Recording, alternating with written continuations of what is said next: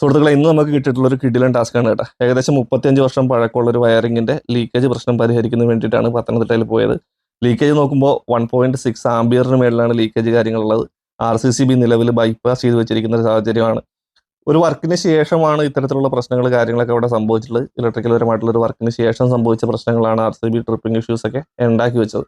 എന്തായാലും നമ്മൾ ഡീറ്റെയിൽ ആയിട്ട് പരിശോധിച്ച് വരുമ്പോൾ ഒത്തിരിയധികം പ്രശ്നങ്ങൾ ആ വയറിലുണ്ട്. ഒരു റീവയറിംഗ് സാഹചര്യം ഉൾപ്പെടുന്ന ഒരു വീട് തന്നെയാണ് എന്ന് പറയാം. കാര്യം എന്ന് വെച്ചാൽ മീറ്റർ ബോക്സിന്റെ സൈഡിലേക്കാണ് എല്ലാ കേബിളുകളും എത്തിയിട്ടുള്ളത്. ഇതേപോലെ ഫ്ലെക്സിബിൾ ഹോസ് വഴി തേനീച്ച കയറിയിട്ടുള്ള പരുവത്തിലാണ്. മൊത്തം വയറിങ് ഏകദേശം നാശമായിരിക്കുന്ന ഒരു രീതിയിലുള്ള പ്രശ്നങ്ങളാണ് ആ വീട്ടിലുണ്ടായിരുന്നത്. എന്തായാലും നമ്മളത് മാക്സിമം ക്ലിയർ ചെയ്യാനുള്ള കാര്യങ്ങളൊക്കെ ശ്രമിച്ചിട്ടുണ്ട്.